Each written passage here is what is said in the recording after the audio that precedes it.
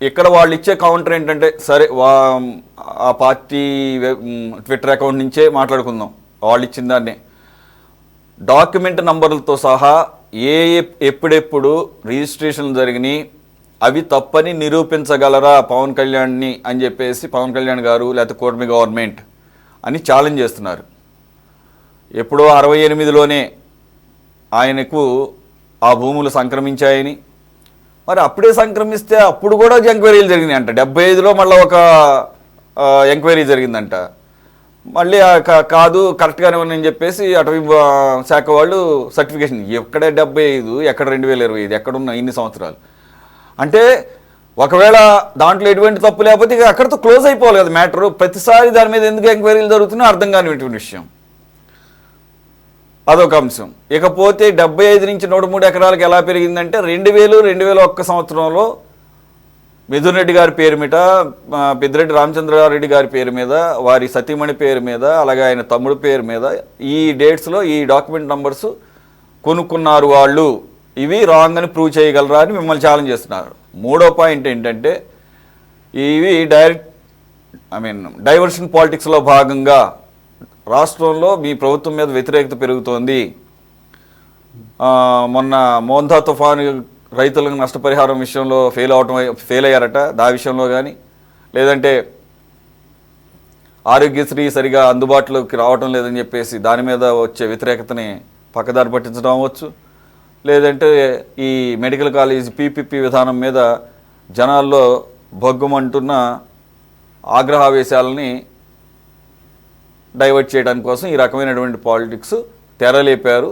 ఇది ఎప్పుడు జరిగేదే కదా అని చెప్పేసి అంటున్న ఆరోపణలకి మీరు ఇచ్చే సమాధానం.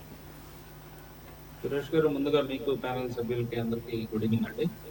ఇక్కడ పెద్దిరెడ్డి రామచంద్రారెడ్డి గారు ఎప్పటి నుంచో వాళ్ళ పూర్వీకుల దగ్గర నుంచి ఆ భూమి గనక సంక్రమించినట్లుగా ఉంటే, ఆయన ఇన్ని సంవత్సరాలు ఎలక్షన్ అఫిడవిట్స్ లో కానీ వీటన్నిటిలో తను కానీ వాళ్ళ సుపుత్రుడైన మిథున్ రెడ్డి గారు కానీ ఎందుకు వాళ్ళ ఎలక్షన్ అఫిడవిట్లో కనీసం వాటికి సంబంధించిన వివరాలు కానీ ఏవి పొందుపరచకుండా ఇన్ని సంవత్సరాలు కామ్గున్నారు, ఎక్సెప్ట్ మొన్న 2024 అది వదిలేస్తే.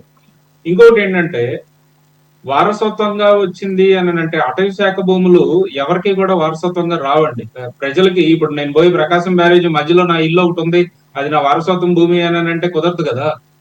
అది ఫారెస్ట్ ల్యాండ్ అని అనేది క్లియర్ గా అర్థమవుతుంది. దాంతో పాటు ఫారెస్ట్ నామ్స్ ప్రకారం అక్కడ రోడ్డు ఎలాగ తీసుకొచ్చారు, అక్కడెక్కడ రోడ్లు కానీ ఏమీ లేవు, ఇదివరకు చుట్టుపక్కల ఎక్కడా లేవు. ఆ ఒక్కదానికే తార్ రోడ్డు వేసుకోవటం కానీ, లేదు అని అంటే అక్కడ ఒక 3 అంతస్తుల రాజప్రస్థానం లాగా ఒక భవంతి కట్టుకోవటం కావచ్చు. అక్కడ ఒక ఎన్ని ఎకరాలు అయితే ఉన్నాయో ఇప్పుడు 76.44 ఎకరాలు కబ్జా చేసినట్లుగా ఉంది.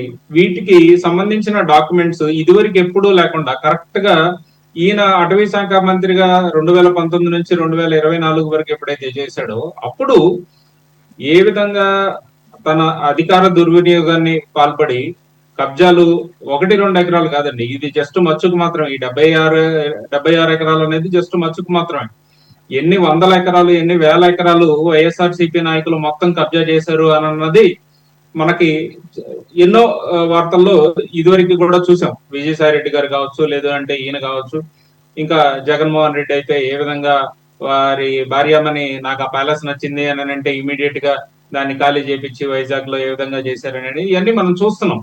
వీళ్ళందరూ ఏంటంటే పరిపాలనను అడ్డం పెట్టుకొని ఏ విధంగా భూ కబ్జాలకు పాల్పడ్డారని అనేది అది మనకి క్లారిటీ ఉంది. ఇదివరకు కూడా ఈ పెద్దిరెడ్డి రామచంద్రారెడ్డి అటవీ భూముల కబ్జా అనేది 6 నెలల ముందు మనకి ఒకసారి మన దృష్టికి వచ్చినప్పుడు మనం దాని గురించి విజిలెన్స్ అండ్ ఎన్ఫోర్స్మెంట్ కి వీళ్ళందరికీ ఇవ్వటం కూడా జరిగింది. At the same time Peddireddy Ramachandra Reddy గారు హైకోర్టు కూడా వెళ్ళి వాళ్ళని ఆశ్రయించడం జరిగింది. ఆ తర్వాత లీగల్ కోర్స్ ఆఫ్ యాక్షన్ ఏదైతే ఉందో పూర్తిగా దర్యాప్తు చేసి వాటికి సంబంధించి ఎటువంటి లీగల్ కాంప్లికేషన్స్ లేకుండా ప్రాపర్ గా ఇన్వెస్టిగేట్ చేసుకొని లీగల్ యాక్షన్స్ తీసుకోండి అని హైకోర్టు వారు కూడా మనకు డైరెక్షన్స్ ఇవ్వడం జరిగింది.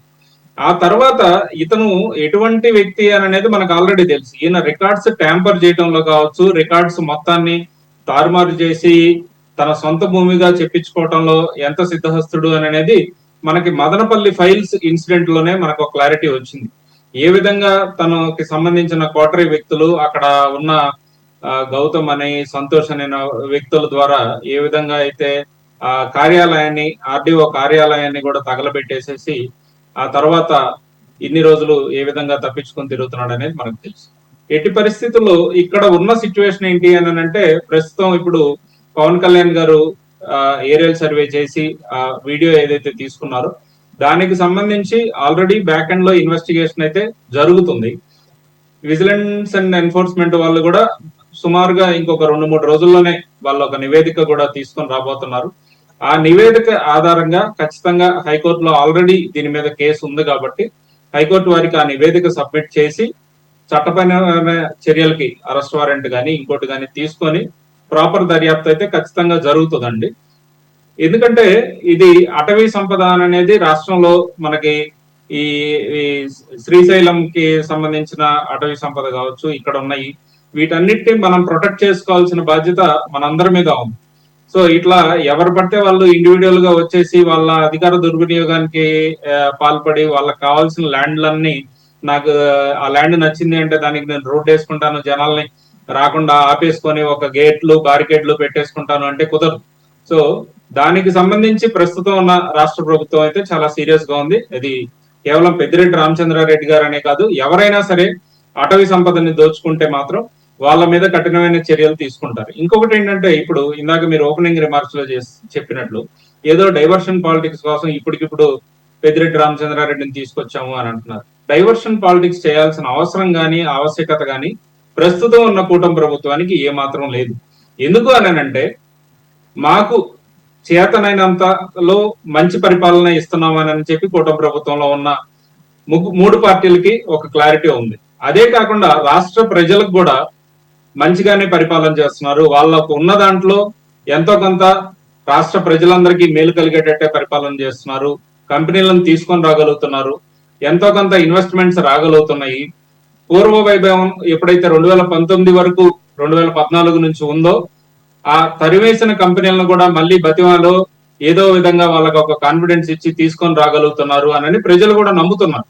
ఇటువంటి పరిస్థితుల్లో మేము లీగల్ గా ఎటువంటి ఇష్యూస్ ఉన్నా అంటే ఈ గొడవలు కానీ ఈ కబ్జాలు కానీ ఈ కేసులకు ఏ విధంగా ప్రాధాన్యత ఇస్తున్నామో అదే విధమైన ప్రాధాన్యత డెవలప్మెంట్ కూడా సంక్షేమం కూడా రెండింటికి ఇస్తున్నాం.